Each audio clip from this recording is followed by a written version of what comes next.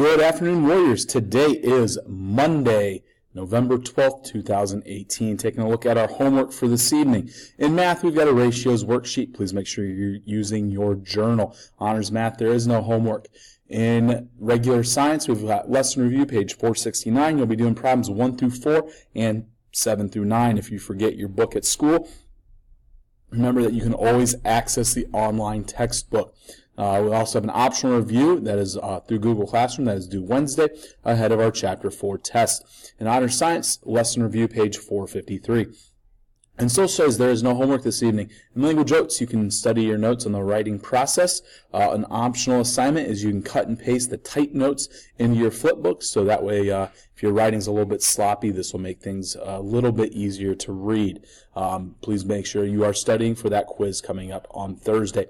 In literature, we have library tomorrow. In our character activity for our book club, that is due on Wednesday.